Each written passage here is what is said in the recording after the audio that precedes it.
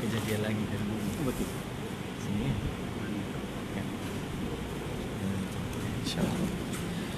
Bismillahirrahmanirrahim. Innal hamdalillah nahmaduhu wa nasta'inuhu wa nastahdihi wa nastaghfiruh. Wa na'udzu billahi min shururi anfusina wa sayyiati a'malina may yahdihillahu fala mudilla lahu wa may yudlil fala hadiya lahu. Asyhadu an la ilaha illallah wahdahu la syarika lahu wa asyhadu anna Muhammadan 'abduhu wa rasuluhu la nabiyya ba'dahu. Subhanaka la ilma lana illa ma 'allamtana innaka antal alimul hakim. Allahumma faqihna fid din wa 'allimna ta'wil, amma ba'd. Ahibati fillah, uhayyikum bi ahsani tahiyatil Islam. Assalamualaikum warahmatullahi wabarakatuh. Alhamdulillah tsumma alhamdulillah. Segala puji dan syukur kehadirat Allah Subhanahu wa taala Rabbul Jalil atas segala nikmat dan kurniaan daripada Allah Subhanahu wa taala. Kesehatan diberikan kita dengan kelapangan waktu, nikmat iman dan Islam, taufik dan hidayah dari Allah Subhanahu wa taala. Alhamdulillah, kita berdoa semoga Allah sentiasa memimpin kita pada jalan siratul mustaqim, diberi kekuatan bagi kita untuk terus istiqamah di dalam kebaikan. Juga mudah-mudahan diberi kekuatan untuk meninggalkan perkara-perkara yang dilarang Allah Subhanahu wa taala. Justru mudah-mudahan kita menjadi hamba-hambanya yang beroleh dengan taufik dan hidayah yang berpanjangan dalam kehidupan di dunia, dan semoga kita beroleh kejayaan dunia akhirat. Amin amin ya rabbal alamin. Kita juga ucap salawat dan salam ke atas Nabi Muhammad sallallahu alaihi wasallam, keluarga baginda, para sahabat, para tabi'in, tabi'in dan seterusnya, seluruh yang mengikuti Nabi sehinggalah ke hari kiamat. Lalu yang seterusnya, kepada yang saya kasihi dan saya muliakan, para alim ulama, tuan-tuan guru, para asatizah, sahabat fadilah, tuan imam, tuan Bilal, ngurusi serta jawatan kuasa, serta hadirin hadirat, muslimin muslimat, haji hajah yang dirahmati dan dimuliakan Allah. Alhamdulillah kita dipertemukan. Semoga pertemuan ini diberkati dan dirahmati Allah, insya-Allah. Amin ya rabbal alamin. Para jemaah sekalian, pada malam ini kita menyambung kembali dalam kitab At-Tauhid karangan Syekh Abdul Majid Aziz Az-Zindani, iaitu pada bab yang keempat, bagaimanakah kita mengenali Allah Subhanahu wa taala, dan kita pergi kepada muka surat ke-35 ya.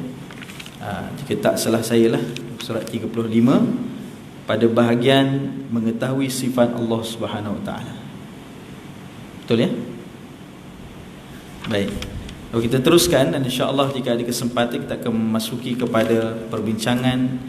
Di antaranya adalah nikmat yang Allah berikan, iaitu berkenaan dengan makanan ya. Kalau ada kesempatan kita tidak kita habiskan dahulu bab ni, insya-Allah. Jadi para jemaah sekalian, sebelum ni pertemuan kita menceritakan tentang bagaimana Allah Subhanahu wa taala mengkhabarkan kita bagaimana Allah yang Maha Kuasa, Al-Aziz, Al-Khaliq, yang mencipta langit dan bumi dan seluruhnya. Bagaimana fasa-fasa kejadian langit dan bumi telah kita jelaskan pada pertemuan yang sebelum ini. Jadi alhamdulillah, semoga dengan setiap penjelasan dan bagaimana kita membacakan firman-firman Allah Ta'ala dan hadis Nabi SAW, mudah-mudahan dengan ayat-ayat Allah yang mulia, Allah Subhanahu wa Ta'ala mendatangkan hidayahnya pada diri kita, petunjuk, diberikan kita kefahaman dengan ayat-ayatnya. Justru para ulama menyuruh kepada kita, bahkan seperti mana disebutkan dalam Quran, afala yatadabbaruna al-Quran am ala qulubin aqfaluha. Allah bertanya, maka apakah yang menghalang mereka daripada memikirkan dengan dalam berkenaan dengan ayat-ayat Allah? Justru Allah menyatakan, ataupun kerana hati mereka ini terkunci rapat. Berarti saranan dari para mufassirin, para alim ulama, bahawa ayat-ayat Quran dibacakan menjadi satu perjuangan kita, bukan hanya membacanya tetapi berusaha memahaminya. Lantaran ketika saat kita memahami ayat-ayat dan firman Allah Subhanahu Wa Taala ini, justru kita memikirkan tentangnya dan merasai akan ayat-ayat Allah Ta'ala, bagaimana Allah menceritakan hal itu kepada diri kita. Justru para jemaah sekalian, ini juga seperti yang difirmankan Allah Subhanahu Wa Taala, bagaimana ayat-ayat Allah Subhanahu Wa Taala ini adalah satu mukjizat, yakni kelebihan diberikan kepada baginda Nabi Muhammad sallallahu alaihi wasallam, sesuatu yang dipanggil sebagai mukjizat maknawi, yang diklasifikasikan para ulama bahawa mukjizat para rasul ini ada mukjizat hissi dan maknawi. Jadi mukjizat hissi yang mampu dilihat dengan mata, didengari dengan pendengaran, dirasai dan sebagainya. Itu mukjizat yang kita bacakan dalam banyak sirah-sirah Nabi, hatta rasul-rasul yang terdahulu, bahkan Nabi SAW juga memilikinya. Ini seperti contohnya Nabi Musa AS dengan tongkatnya yang dilemparkan menjadi ular, lalu memakan sihir-sihir ular-ular yang dijadikan ahli sihir itu dan sebagainya. Seperti juga Nabi Isa AS yang mampu mengobati orang yang buta, orang yang penyakit kusta dan orang yang mati hidup semula dengan izin Allah Ta'ala, seperti yang Allah khabarkan dalam surah Al-Ma'idah ayat 110. Lalu begitu juga Nabi Muhammad SAW, ketika Rasulullah SAW bersama dengan para sahabat, lalu banyak bukti-bukti kelebihan yang Allah berikan menunjukkan kerasulan, kebenaran Rasulnya. Lalu begitulah yang berlaku zaman Nabi SAW, seperti dalam hadis yang menceritakan bulan yang terbelah, lalu makanan yang sepatutnya tidak cukup secara logiknya, tetapi mencukupi bagi ramai sahabat-sahabat Rasulullah, dan banyak lagi. Antaranya pohon batang kurma yang menangis pada saat Nabi tidak lagi menggunakannya sebagai mimbar. Ini berada dalam hadis Nabi SAW. Namun para jemaah sekalian, perkara-perkara itu telah berlalu. Lalu kini yang tinggal hanyalah Al-Quran dan bagaimana seluruh yang diajarkan Nabi SAW. Justru yang disebutkan dengan mukjizat itu yang tinggal, mukjizat maknawi. Lalu apakah yang dinamakan mukjizat maknawi itu? Adalah mukjizat kelebihan, kekuasaan Allah, kebenaran Nabi SAW, kebenaran kitabnya yang didapati pada saat kita merenungi kepada maknanya. Justru sebab itu Quran dibacakan dan cuba difahami. Dan bukan hanya difahami, tetapi membacakan tafsirnya dengan teliti, menurut kepada yang disebutkan dengan disiplin ilmunya, membacakan tafsir itu, lalu merenungi kebesaran-kebesaran Allah. Di situ Allah SWT berfirman, a'udzubillahi minasyaitonirrajim, sanurihim ayatina fil afaq wa fi anfusihim hatta yatabayyana lahum annahu al-haqq. Allah Subhanahu wa taala memperjelaskan tentang mukjizat ini, yakni Quran. Luar biasa. Allah berfirman, akan kami perlihatkan kepada mereka semua, manusia seluruhnya, yang beriman maupun yang tidak beriman kepada Allah Ta'ala. Apa dia? Bukti-bukti dan tanda kebesaran kami, keesaan kami. Adanya Allah Subhanahu wa taala, kebenarannya Islam itu dan apa yang dibawa oleh Nabi sallallahu alaihi wasallam. Bukti itu berada di mana? Fil afaq, di setiap pelusuk penjuru alam semesta ini. Wa fi anfusihim, dan ada pada kejadian diri kamu sendiri. Hatta yatabayyana lahum annahu al-haq, sampai kamu membacakan Quran itu, lalu kamu merenungi alam semesta, kamu akan dapati di situ ada tanda kebesaran Allah. Lalu sehingga jelaslah kepada mereka bahawa Al-Quran adalah kitab yang benar. Justru para jemaah sekalian, ini di antara rahmat yang Allah Ta'ala kurniakan kepada diri kita. Lalu mukjizat maknawi berarti kehebatan Quran itu didapati saat kita merenungi maknanya, mengkaji tentang Quran, mendalami ayat-ayatnya.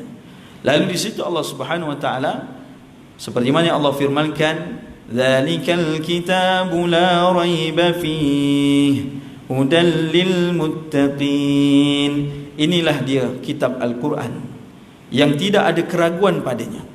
Nescaya semakin kamu mengkajinya, semakin terpasa imanmu kepada Allah Ta'ala, dan ialah sebagai petunjuk bagi orang-orang yang ingin menjadi orang-orang bertakwa kepada Allah. Justru Quran, subhanallah. Sebab itu kata Abdullah ibn Mas'ud radhiyallahu anhu, seorang sahabat Nabi begitu hampir dengan Rasulullah. Katanya, pada saat seorang yang beriman itu, kalau ingin dia lihat bagaimana imannya, bagaimana hubungannya dengan Allah SWT dan kecintaannya kepada Allah dan Rasul, lalu lihatlah dia bagaimana hubungannya dengan Al-Quran. Ini kata Abdullah bin Mas'ud. Justru seseorang yang menjadikan Quran sebagai sahabatnya, dialah orang yang akan hidupnya diberikan kebaikan, kejayaan daripada Allah SWT saat dia membacakan, memahami, juga mengkaji dan bagaimana Quran itu direalisasikan dalam kehidupan. Lalu itu yang menjadikan seperti kata Nabi SAW sebuah hadis yang sahih, Iqra'ul Quran fa innahu ya'til yaumal qiyamah syafi'an li ashabi. Bacalah kamu Quran wahai umatku, nescaya Quran itu yang kamu jadikan sahabat dalam kehidupanmu. Hari-hari kamu merenunginya, membacanya penuh dengan perasaan dan hati kamu saat Allah Ta'ala mengkhabarkan kepada kamu, lalu di situ menjadikan diri kamu diberikan dengan bantuan, dengan izin Allah Ta'ala syafaat daripada Quran ini fi yaumul qiyamah, pada hari kiamat nanti. Allahu Akbar. Lalu para jemaah sekalian, begitu jugalah yang Allah SWT juga menceritakan dalam surah Az-Zumar dalam firman-Nya ayat 23, Allahu nazzala ahsanal hadits kitaban mutashabihan مثانية تقشعر منه جلود الذين يخشون ربهم ثم تلين جلودهم وقلوبهم إلى ذكر الله إلى آخر ayat. Allah Ta'ala ingin menceritakan kemuliaan kitabnya. Melalui ayat ini Allah SWT berfirman, Allah Subhanahu Wa Ta'ala yang telah menurunkan sebaik-baik perkataan, ahsanal hadis. Tidak ada perkataan yang lebih baik dari ini, yakni kalamullah Al-Quranul Karim. Lalu Allah menceritakan sifatnya. Kitab Al-Quran itu mutasyabiha mathani, yakni pertamanya isi kandungannya adalah saling bersamaan antara satu sama lain. Lalu berarti ayat-ayatnya ada yang kesamaan. Namun itu untuk mengukuhkan poin ataupun pelajaran yang Allah ingin berikan kepada kita. Lantas kita membacakan Quran, kadang-kadang kita bertemu dengan ayat-ayat yang sama. Illal ladzina amanu wa 'amilus shalihat. Berapa kali kita jumpa kalimah ini pada jemaah sekalian? Namun sudahkah kita merenunginya? Sebab itu kata Syekh Sya'rawi rahimahullahu taala, saat mana Quran dibacakan, lalu kita bertemu dengan kalimah-kalimah dalam Quran ini. Dan kadang-kadang kita bertemu ayat-ayat yang disebutkan berulang-ulang kali. Justru apa artinya? Ayat itu Allah suruh kita renung dengan teliti, kerana ada pelajaran yang sangat-sangat penting bagi kita pada ayat tersebut. Lantaran orang yang mengambil pelajaran, beruntunglah dia. Yang meninggalkannya atau tidak merenunginya, mereka berada dalam keadaan kerugian.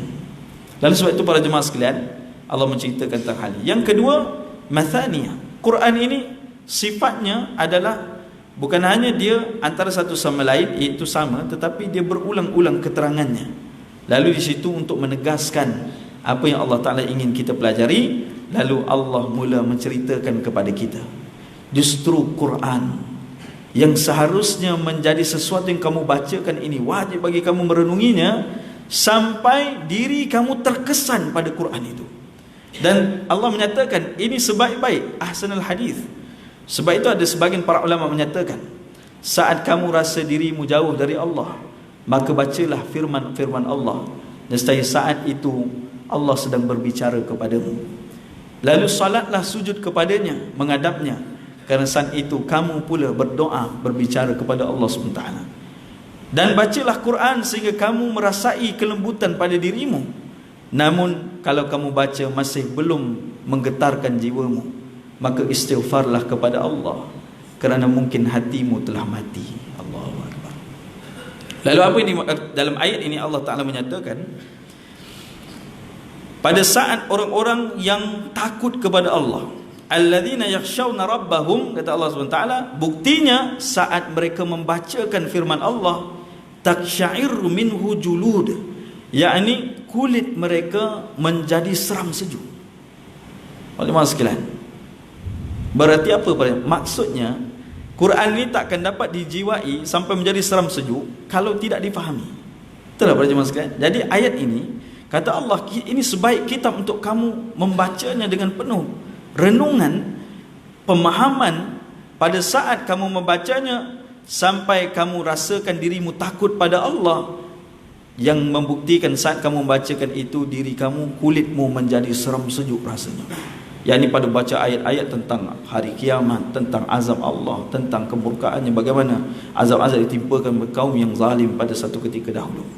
Lalu Allah Ta'ala menyambung, thumma talinu juluduhum, lalu pada saat kamu membacakan ya ayat-ayat tentang syurga, tentang janjinya Allah Subhanahu Wa Ta'ala, thumma talinu juluduhum, kulit kamu menjadi, yakni disebut sebagai tenang, menjadi lembut, kata Allah SWT. Wa qulubuhum, dan juga tenanglah hatimu, ila zikrillah, kerana mengingati Allah Subhanahu Wa Ta'ala. Justru para jemaah sekalian, Quran kita bacakan dan kita usul untuk memaknai ini. Sebab itu ada seorang sahabat bernama Abdullah bin Amr. Dia pernah bertanya kepada Rasulullah SAW, ya Rasulullah, bilakah waktu paling afdal untuk aku baca Quran ni? Berapa lama tempohnya untuk aku khatamkan satu Al-Quran itu? Ya, kerana kemungkinan sebagian ulama menyatakan pada saat itu Quran sudah pun, maknanya Nabi pun sudah usianya. Lalu sahabat ni bertanyakan, kalau dibacakan keseluruhan Quran ini, berapa lama tempohnya yang terbaik? Lalu Nabi SAW menceritakan kepadanya dalam masa sebulan sekali. Lalu dia kata, ya Rasulullah, aku rasa ada tak yang lebih singkat dari itu? Ini sahabat Nabi SAW. Subhanallah tuan-tuan, sebulan sekali pun dirasakan lama. Lalu Nabi pun menyatakan, kalau begitu dalam setiap minggu sekali. Dalam setiap minggu, berarti apa? 7 hari sekali. Itu pun sahabat Abdullah bin Amr dia kata, ada tak lagi kalau aku boleh singkatkan lagi? Arti yang lebih dekat dari itu yang baik ya Rasulullah. Lalu Nabi menyatakan, kalau begitu 3 hari sekali, dan jangan kurang dari itu. Artinya jangan sampai sehari sekali khatam ini sampai kamu tidak dapat menghayati ayat-ayat Allah Ta'ala. Itu pun 3 hari sekali tu kita dengar ni Allah. 3 hari sekali berarti 1 hari 10 juzuk Al-Quran. Ya, iaitu sebanyak lebih kurang 10 darabkan 20. Berapa tuan-tuan? 200 muka surat satu hari. Itulah kata Abdullah bin Amr, kalaulah ada lagi, aku nak minta lagi kurang dari Nabi SAW. Tapi Nabi kata setakat itu yang paling minimum masanya, kerana itulah kalau kamu bacakan, jangan sampai kamu tidak memaknai ayat-ayatnya. Namun para jemaah sekalian, bukanlah kita mencari, maksudnya kita cerita 3 hari ni Allahu Akbar, sebulan tu pun kita merenung juga. Namun ala kulli hal, jangan sampai tidak ada hari kita yang berlalu tanpa kita membacakan Quran. Sekurang-kurangnya 1 ayat pun jadi para jemaah sekalian. Namun ayat itu dimaknai dalam jiwa kita. Apa yang Allah khabar pada kita tuan-tuan sekalian? Kita bacakan selama ini surah Al-Fatihah. Sudah sejauh mana kita mengenali Allah dengan membacakan ayat itu? Sudah sejauh mana kita benar-benar merasakan doa yang penting dalam ayat yang Allah ajarkan kita? Ihdinas siratal mustaqim. Saat kita bacakan itu, ya Allah, mohon pada Allah apa permintaannya itu, tunjukkan kami jalan yang lurus ya Allah.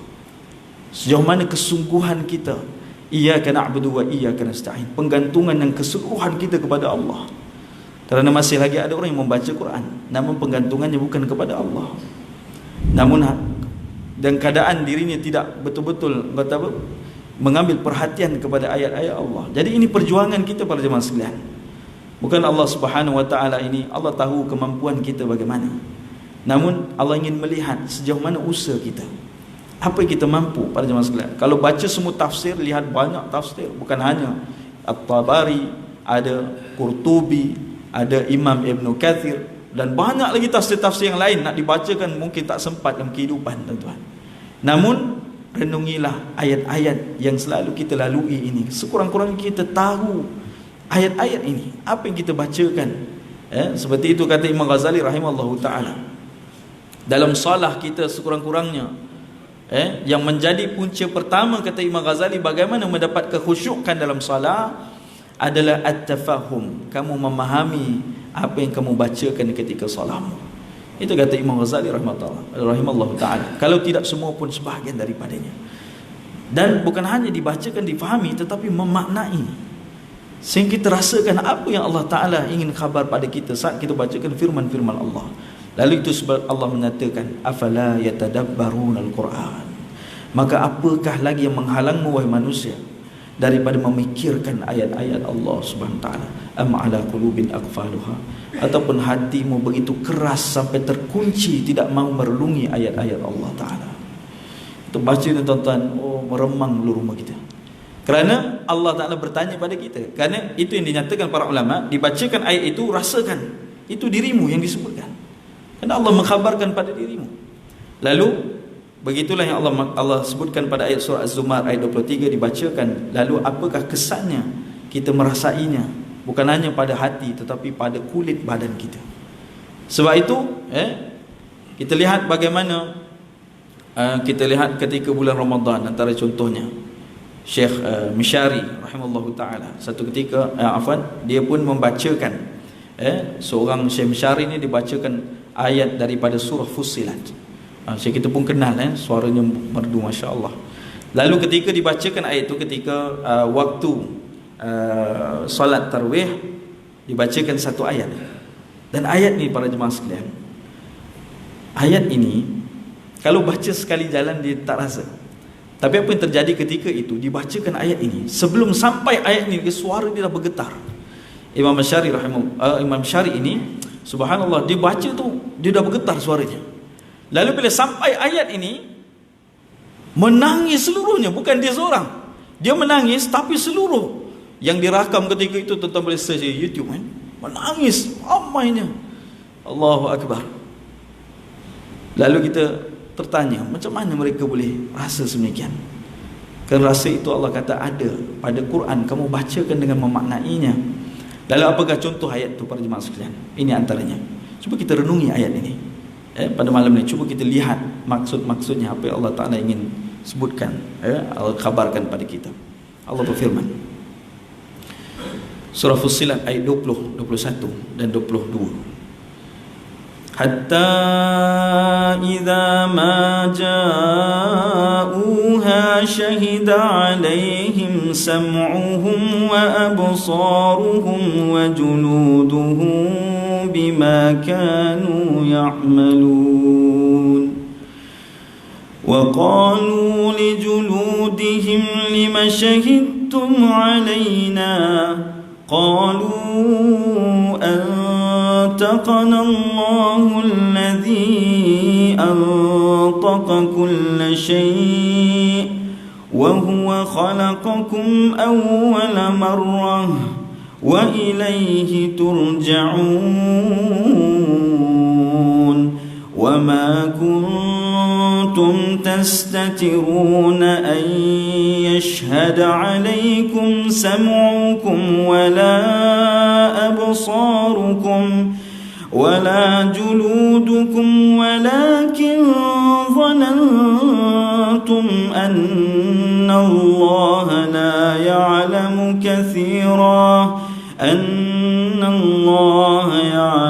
كثيرا ولكن ظننتم أن الله لا يعلم كثيرا مما تعملون. Tuan-tuan jemaah sekalian, ayat ini dibacakan belum lagi difahami sudah menggetarkan jiwa. Lalu apakah artinya?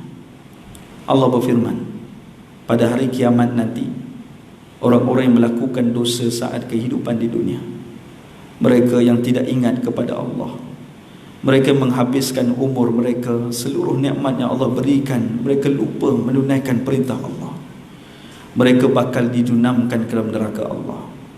Namun sebelum mereka dihumban ke dalamnya, Allah Ta'ala merintahkan para malaikat membawa mereka. Saat mereka hampir kepada neraka, lalu Allah berfirman, idza ma ja'uha syahida 'alaihim sam'uhum.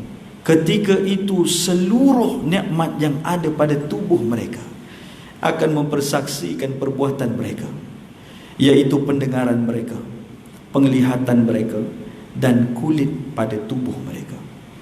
Lantaran ketika itu kulit dan seluruhnya menceritakan tentang apa yang pernah dilakukan oleh manusia ini, maksiatnya kepada Allah, dosanya yang pernah dilakukan, harta yang haram yang pernah diambil, seluruh perkara yang Allah murkai yang pernah dia lakukan. Lalu kulit ini, pendengaran ini, juga penglihatan akan ceritakan semua yang pernah dilalui saat kehidupan di dunia. Lalu orang ini ketakutan dan kemudian berbicara kepada kulit mereka. Wa qalu liduludihim lima syahidtum alaina, wahai kulit, mengapa kau bersaksi terhadap perbuatan kami? Berhenti dari bersaksi. Lalu kulit ini terus berkata, qalu antaqanallahu alladhi antaqa kulla syai'.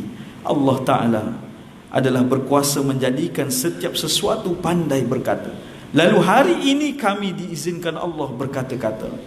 Lalu Allah Ta'ala berfirman, wa huwa khalaqakum awwala marrah wa ilaihi turja'un. Kulit ini kata pada tuannya, tidakkah kau ingat dulu Allah yang menciptakan kamu, dan Allah yang menciptakan ketika awalnya, dan juga ingatlah bahawa Allah lah tempat kamu akan dikembalikan. Allahu Akbar. Kulit ni cakap balik pada tuannya. Lalu ketika kulit ini berbicara dan dia menyambung, wa ma kuntum tastatiruna ay yashhada alaikum sam'ukum wala absarukum. Ingat tak wahai manusia, dulu ketika hidup kamu berselindung ketika melakukan maksiat kepada Allah.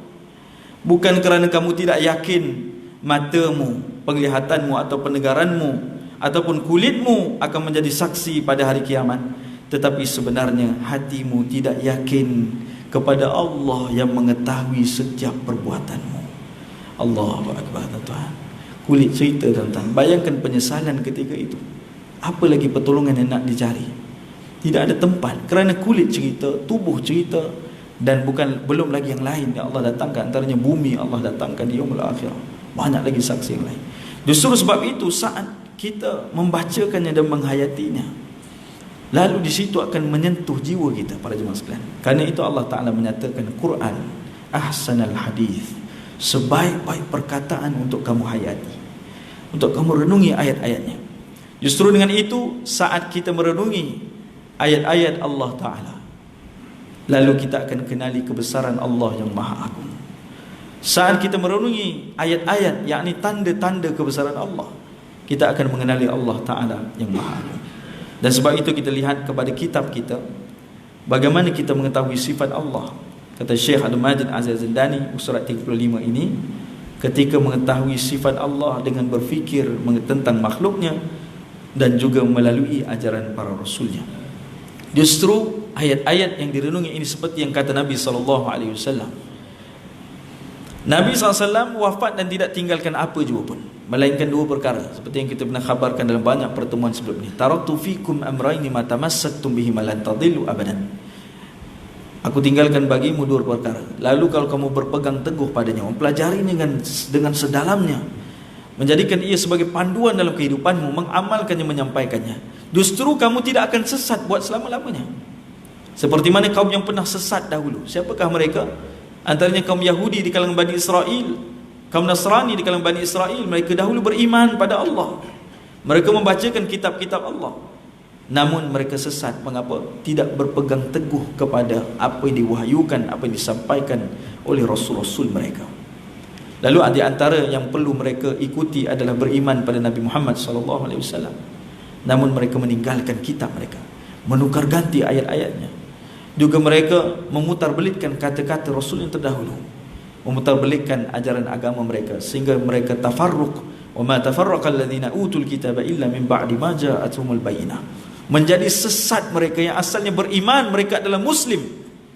Bani Israel, keturunan Nabi Yaqub alaihissalam, asalnya Muslim. Namun sesat mereka, tafarruq saat datang kebenaran di hadapan mereka. Mengapa?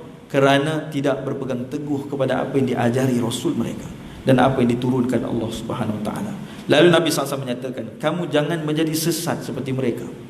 Lalu pegang teguhlah kepada dua perkara yang aku tinggalkan, kitab Allah wa sunnati, Al-Quran dan sunnahku.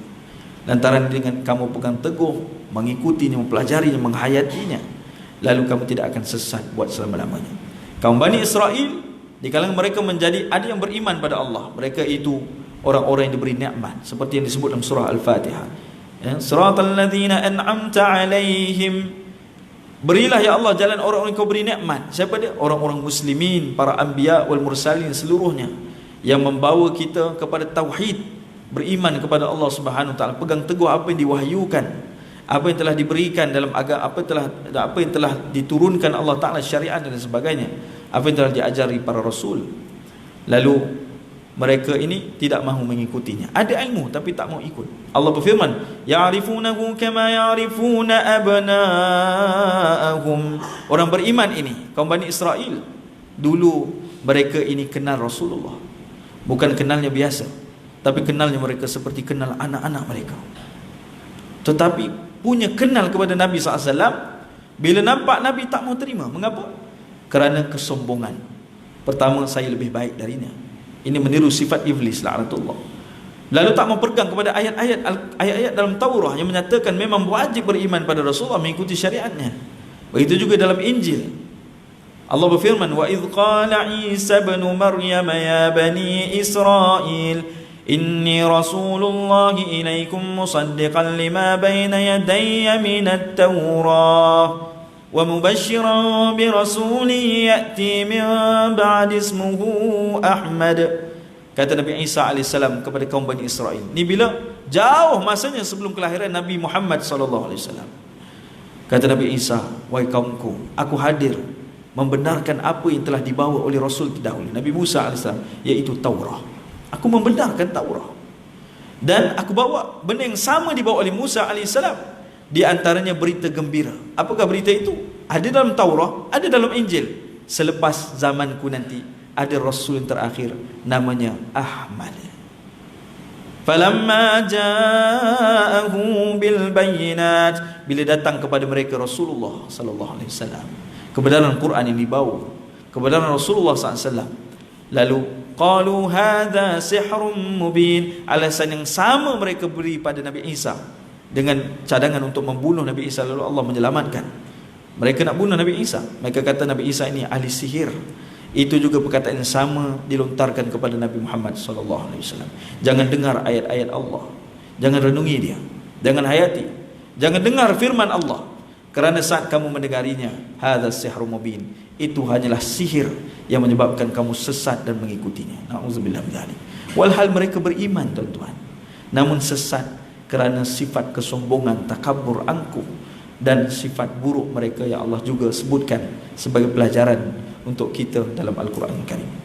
Lalu begitu juga yang berlaku kepada kaum Nasrani, berpegang kepada Injil namun memutarbelitkannya, tidak mau mengikuti kebenaran. Lalu Allah SWT menyatakan, ghairil maghdubi alaihim waladdallin. Firman-Nya Allah ajar kita, ya Allah beri kami jalan lurus ya Allah, ikut kepada panduan yang benar ya Allah, duduk pada jalan diajar Nabi SAW dari kehidupan sampai kematian sampai yaumul akhirah. Semoga kami berjaya Allah, jangan kami terpesong menjadi orang-orang kaum murkai. Siapa dia maghdub alaihim? Orang Yahudi di kalangan Bani Israel. Siapa dia waladdallin? Orang musyrikin dan orang Nasrani, kerana tidak ada ilmu namun banyak beramal tapi amal ditolak Allah Ta'ala. Maghdub alaihim, ada ilmu tapi tak mau beramal, ini di golongan Yahudi. Lalu kedua-duanya kita minta dijauhkan Allah Ta'ala. Justru kita minta kepada Allah untuk didorongkan kita pada siratul mustaqim, yakni menjadi orang muslim yang sebenar-benarnya, meletakkan sepenuhnya pengharapan kepada Allah, penggantungan kepadanya. Inna salati wa nusuki wa mahyaya wa mamati lillahi rabbil alamin. Kita baca tuan-tuan ayat ni setiap kali angkat takbiratul ihram, kita baca doa iftitah. Apa artinya? Sesungguhnya salatku ini, ibadahku seluruhnya, hidupku ini ya Allah, dan kematianku tidak lain hanyalah untukmu Rabbul Alamin. Jadi bila kita buat pengesahan di situ, satu akur janji kita, ataupun kita sebutkan sebagai yang disebutkan doa iftitah pembukaan ini sebagai kita punya penegasan bahawa sesungguhnya setiap apa dalam kehidupan kita tidak lain melainkan tujuannya untuk Allah. Lalu ketika saat memaknainya, kita akan rasakan solah kita ada perbezaan para jemaah sekalian. Karena ikrar itu dibawa bukan hanya dalam solah tapi dalam kehidupan. Lalu ada orang bertanya, mengapa Allah Ta'ala menyatakan dalam Quran, salat ini apabila kita salat akan menghindarkan diri minal fahsya'i wal munkar. Inna salata tanha 'anil fahsya'i wal munkar. Lalu dia bertanya, saya buat lagi maksiat walaupun saya bersolat, apa ayat Quran ni tak kena? Subhanallah para jemaah sekalian. Rupanya kemungkinan masalah dia ada dalam solat, kerana tidak memaknai apa yang dibacakan dalam solat, lalu solat tidak diterjemahkan kepada kehidupan. Lantaran yang seharusnya menjadi sesuatu perjuangan kita dan usaha kita adalah salat itu sampai dibawa dalam kehidupan. Bagaimana tertibnya, disiplinnya, bagaimana rasa ihsannya, Allah itu ada dalam kehidupan kita. Lalu inilah para jemaah sekalian, kita berhenti sekejap untuk azan, sambung semula insya-Allah.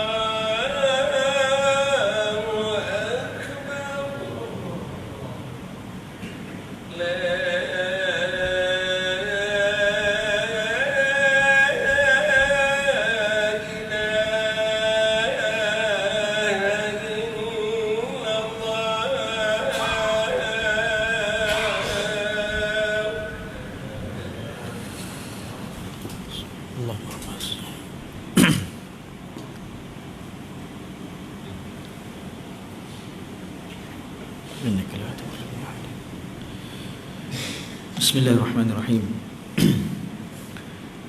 Jadi para jemaah sekalian, seperti yang disebutkan tadi, maka insya-Allah mudah-mudahan saya dan para jemaah sekalian, Allah Ta'ala berikan kita dengan kekuatan, kemudahan untuk memahami firman-firman-Nya, lalu berfikir tanya dan merasainya. Insya-Allah semoga dengan bacaan Quran kita, dengan solat kita dapat dibawa sampai dalam kehidupan kita.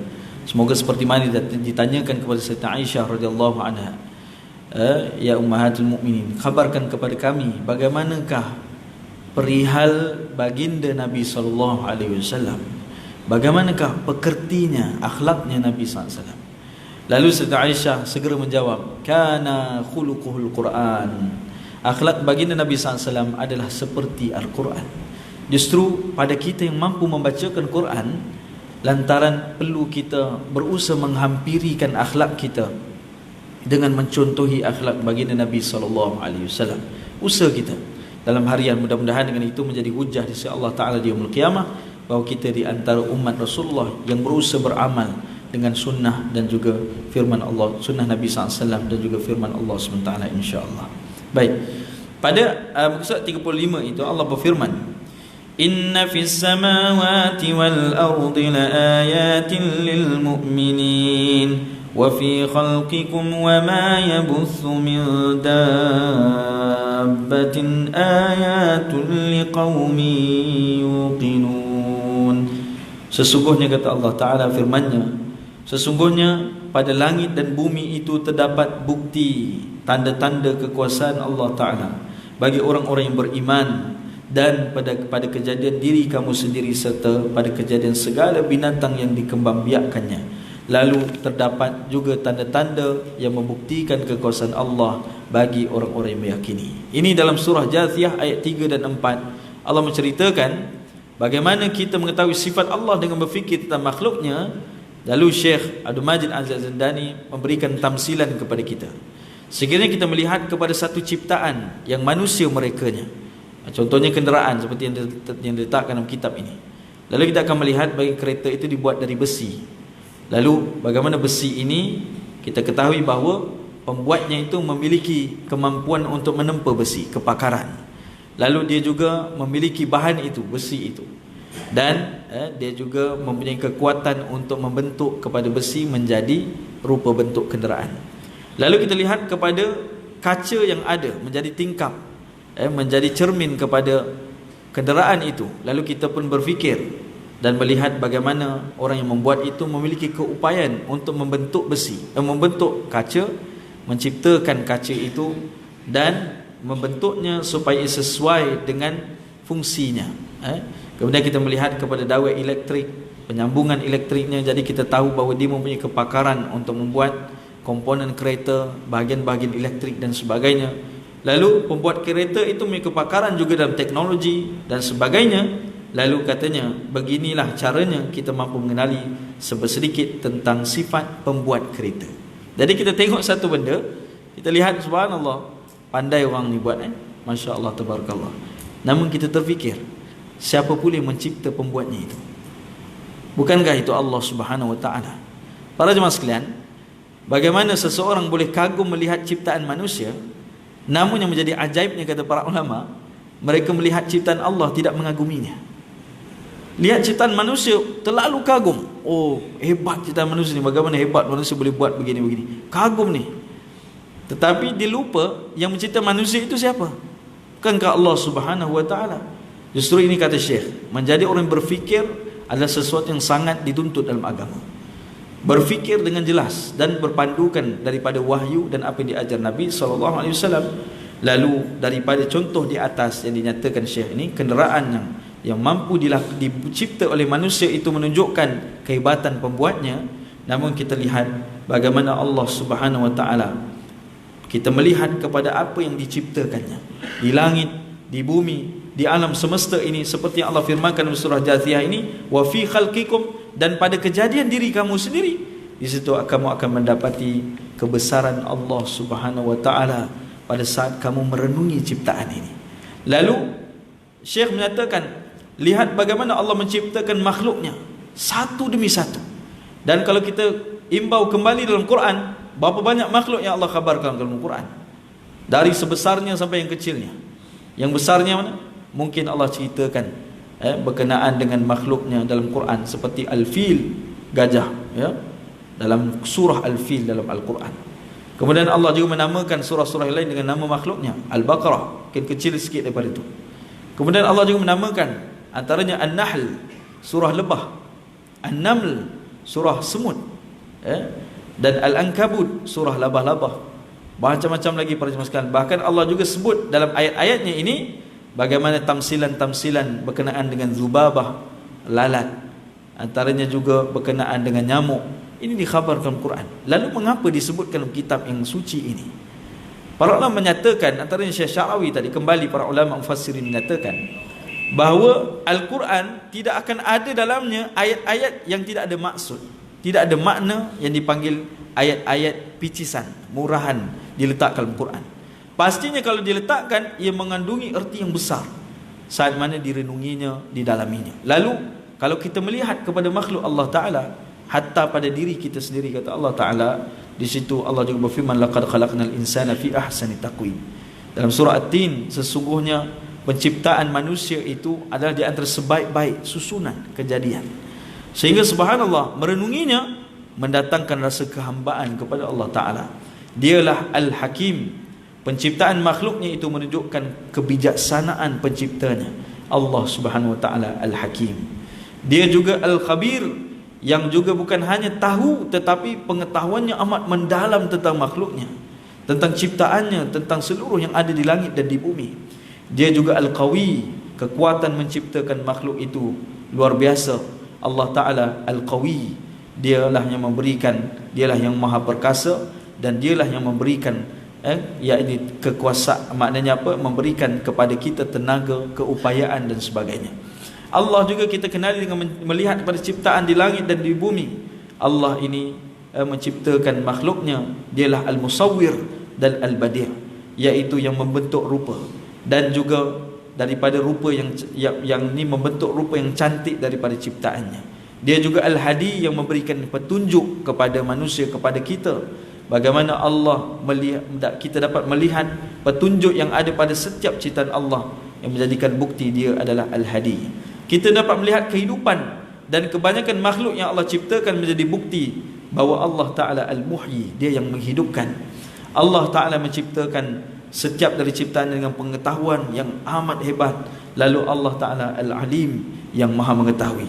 Dia juga yang memelihara ciptaannya, Al-Hafiz. Dia juga yang memberikan rezeki kepada makhluknya, dia Ar-Razzaq. Lalu Allah Subhanahu Wa Ta'ala, kita lihat sistem yang bersepadu pada alam semesta ini, bagaimana susunannya, sehingga Allah Subhanahu Wa Ta'ala berfirman, kullu yajri ila ajalim musamma. Lihat di luar dari angkasa lepas. Ketika itu tidak ada orang yang pernah keluar angkasa lepas, tuan-tuan. Allah Ta'ala menyatakan bagaimana matahari dan bulan, kullu yajri ila ajali musamma. Matahari dan bulan dan seluruh yang ada di luar sana mengorbit, berada pada kedudukan yang telah ditentukan Allah Subhanahu Wa Ta'ala. Hari ini 1400 lepasnya, bahkan dah lama ayat itu telah turun dibacakan Nabi SAW, orang renung, ahli astronomi melihat kepada alam semesta, bagaimana susunannya, pergerakannya begitu teratur. Subhanallah. Maka benarlah Allah Subhanahu Wa Ta'ala yang menciptakan, dia yang mengaturnya, yang memberikan rezeki, dialah yang menjaganya, dialah Al-Hafiz, dialah Al-Wahid, yang Maha Esa. Maka subhanallah para jemaah sekalian, sebab itu disebutkan dalam kitab ini bahawa ini yang kita dapat ketahui ketika kita berfikir tentang makhluk ciptaan Allah, iaitu Allah Ta'ala bersifat seluruh yang kita sebutkan tadi, bijaksana, maha mendalam pengetahuannya dan sebagainya. Lalu ini kita dapati di mana para jemaah sekalian? Asma'illahil husna, nama-nama Allah yang mulia. Sebab itu nama Allah, saat kita nasyid, tuan-tuan, Ar-Rahmanur Rahim, Al-Malikul Quddusus Salamul Mu'min, ila akhir, sampai 99 nama Allah disebutkan. Renungi setiap dari nama Allah ini. Bagaimana caranya? Kata para ulama, lihat firman Allah. Allah menyuruh kita melihat kepada ciptaannya, lalu kita melihatnya dan berfikir, Masya Allah, Tabarakallah, inilah dia Asma'illahil Husna, namanya yang mulia, Wasifatikal Uzma, dan sifatnya yang maha agung. Lalu para jemaah sekalian, mampukah kita mengetahui semua sifat Allah dengan berfikir tentang ciptaan makhluk ciptaannya? Jawapan kepada Syekh ini, kita tidak mampu mengetahui semuanya dengan cara tersebut. Lalu kata Syekh, mengapa? Apabila kita berfikir tentang sebuah kereta, kita dapat mengetahui bahawa pembuatnya ada kemampuan, kepakaran, kemahuan, dan dia juga mempunyai bahan-bahannya seperti besi, kaca, dawai dan sebagainya. Tetapi kita tidak mengetahui adakah pemilik kereta itu seorang yang pemurah atau bakhil, tinggi ataupun rendah, menyukai atau memusuhi kita, atau seorang yang zalim ataupun adil. Begitu juga sifat Allah SWT yang maha tinggi. Kita mungkin dapat mengetahui banyak sifat Allah dengan memerhatikan dan berfikir tentang makhluk ciptaannya, tetapi masih banyak lagi sifat yang belum kita ketahui. Kita tidak mungkin dapat mengetahui kenapa dia menciptakan. Kita tidak mungkin dapat mengetahui kenapa dia menciptakan kita, kenapa dia mematikan kita. Kita juga tidak mungkin dapat mengetahui sifatnya yang maha tinggi. Dialah yang layak disembah, dialah yang maha menghitung dan sebagainya, melainkan dengan ajaran daripadanya sendiri. Jadi artinya, katanya Syekh ini ingin menepis kepada sebahagian manusia yang berfikir macam ni. Kalau dihad kepada alam semesta sudah cukup untuk kenali Tuhan, belum lagi. Kata Syekh, kamu belum betul-betul mengenali seorang pembuat kereta sampai kamu betul-betul mengenali mendekatinya. Lalu bagi Allah Ta'ala yang mempunyai sifat yang maha tinggi, bagaimana kita mengenalinya sampai kita tahu mengapa dia menciptakan kita. Lalu tidak ada lain jalannya melainkan sampai kita yang disebutkan mengetahuinya daripada ajaran yang telah Allah berikan kepada kita. Dan tu bagaimana kita mengetahui sifat Tuhan yang belum kita ketahui? Lalu ini persoalannya, iaitu melalui perantaraan para rasul yang mengajar kita perkara yang dikehendaki Allah SWT untuk kita ketahui tentangnya. Lalu Allah berfirman, وَلَا يُحِيطُونَ بِشَيْءٍ مِّنْ عِلْمِهِ إِلَّا بِمَا شَاءَ. Sedang mereka tidak mengetahui sesuatu pun daripada kandungan ilmunya Allah, melainkan apa yang Allah kehendaki, iaitu apa yang Allah berikan ilmu pengetahuan kepadanya. Lalu para jemaah sekalian, ini daripada surah Al-Baqarah ayat 255 menunjukkan bahawa mengenali Allah Subhanahu wa taala merujuk kepada Quran dan juga hadis Nabi sallallahu alaihi wasallam. Perlu kepada mengikuti bagaimana caranya baginda memperjelaskan kepada kita tentang Allah Ta'ala yang Maha Agung. Justru sebab itu dinyatakan sains tidak boleh melampaui, logik tidak boleh melampaui kepada wahyu, kepada apa yang disebutkan sunnah Nabi sallallahu alaihi wasallam. Ia adalah sesuatu yang berubah. Sains ini berubah sifatnya. Ada zaman tertentu bila ditemukan sesuatu penemuan, lalu kemungkinan satu masa nanti akan berubah keadaan ataupun teori itu akan berubah dari masa ke semasa. Tetapi Al-Quran, hadis Nabi tidak akan berubah sampailah tiba yaumul qiyamah. Justru berpegang teguh kita kepada Al-Quran dan hadis Nabi sallallahu alaihi wasallam, dan jadikanlah sains ini sebagai panduan, iaitu sebagai yang disebutkan sebagai rujukan, iaitu alat untuk kita lebih mendalami dan memahami firman Allah Ta'ala. Namun tidak bergantung kepadanya, ia dijadikan hanya sebagai alat untuk memahami bagaimana Allah menciptakan alam semesta ini. Dan yang disebutkan oleh Syekh ini, maka tidak ada jalan lain untuk kita mengetahui Allah dengan lebih mendalam lagi sampai kita mengikuti apa yang diajarkan oleh Rasulullah sallallahu alaihi wasallam. Justru seperti itulah yang Allah ajarkan kita dalam syahadah kita, asyhadu an la ilaha illallah wa asyhadu anna Muhammadar Rasulullah. Aku nak saksi bahawa tiada Tuhan disembah melainkan Allah Subhanahu taala, dan Nabi Muhammad itu pesuruh Allah Taala. Allah adalah tujuan kehidupan kita, dan Rasulullah adalah jalan menuju kepada tujuan itu. Kalau dia meninggalkan Rasulullah, maka dia tidak akan jumpa tujuannya. Dan begitu juga yang disebutkan, kita perlulah mengikuti jalan yang telah dibawa Nabi SAW, barulah kita menemui kepada tujuan kita, Allah Subhanahu Wa Taala. Justru ini yang diajarkan. Semoga insya-Allah mudah-mudahan dengan berpegang teguhnya kita pada Quran dan hadis Nabi SAW, dan usaha kita mempelajari ilmu dan sebagainya, mudah-mudahan Allah membuka pintu hati kita, memberikan kita kefahaman dan memberikan kita dengan kekuatan iman dan menambahkan ketakwaan kita. Semoga kita beroleh petunjuknya sentiasa pada jalan siratal mustaqim, dihidupkan kita dengan iman, dimatikan kita dengan iman, dibangkitkan di yaumul mahsyar, di yaumul qiyamah dengan iman, dimasukkan ke dalam jannah dengan iman bersama Nabi sallallahu alaihi wasallam, ahli keluarga kita yang kita kasihi, orang-orang yang kita cintai, dan juga bersama para salihin, anbiyaul mursalin, dan orang-orang bertakwa. Amin ya rabbal alamin. Semoga sedikit sebanyak dari perbincangan ini Allah SWT memberikan kita kemudahan untuk kita memahaminya, dan mudah-mudahan dapat kita amal dan sampaikan insya-Allah. Bismillahirrahmanirrahim. Allahumma inna na'udzubika min 'ilmin la yanfa' wa min qalbin la yakhsha' wa min nafsin la tashba' wa min da'atin la yustajabu laha. Allahumma faqihna fid din wa 'allimna ta'wil. Amin ya rabbal alamin. Jadi saya mohon maaf sekiranya ada kesilapan dan kekhilafan daripada apa yang saya sebutkan. Berilah teguran pada saya fakir ini. Semoga Allah Ta'ala merahmati kita semua insya-Allah. Amin ya rabbal alamin. Wa sallallahu alaihi wa sallam wa ala alihi wasallam. Wassalamualaikum warahmatullahi wabarakatuh.